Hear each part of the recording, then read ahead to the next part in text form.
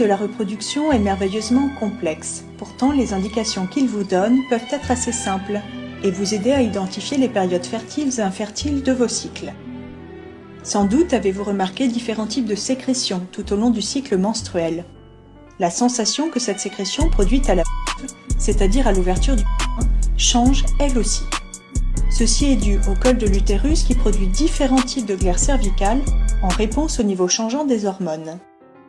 Chaque cycle commence par le saignement menstruel quand la muqueuse de l'utérus, appelée endomètre, se détache.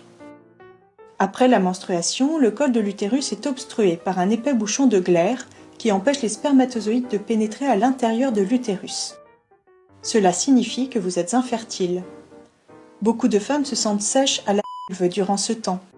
D'autres femmes remarquent un profil avec sécrétion dont la sensation et l'aspect visuel restent les mêmes jour après jour. Le nombre de jours pendant lesquels vous éprouvez une sensation non changeante va déterminer la longueur de votre cycle.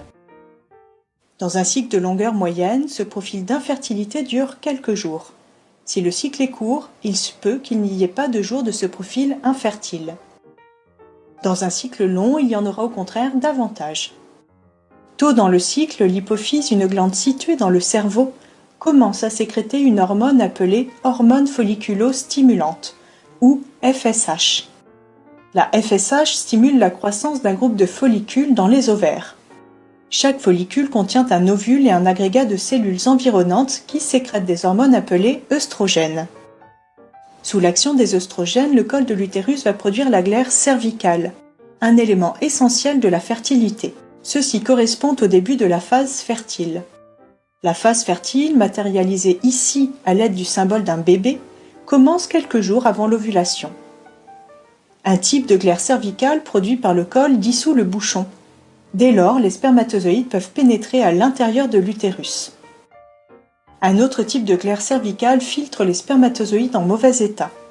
Un autre type encore nourrit les spermatozoïdes qui, dès lors, peuvent vivre jusqu'à 5 jours dans votre appareil génital. Cette glaire forme des canaux qui aident les spermatozoïdes à se déplacer au sein du système reproducteur pour aller à la rencontre de l'ovule et le féconder. Vous prenez conscience de l'évolution de votre fertilité par les changements de la glaire que vous ressentez et pouvez voir à la vulve. Vous remarquerez que vous ressentez de plus en plus une sensation de mouillé et ensuite de glissement, et pouvez voir de la glaire qui devient plus fluide et plus transparente. Le dernier jour de sensation de glissement dans un profil qui change et se développe est appelé jour sommet de la fertilité. Celui-ci est très proche du moment de l'ovulation. Quand un follicule est proche de sa maturité, l'hypophyse est stimulée pour libérer la montée d'une autre hormone, appelée hormone de la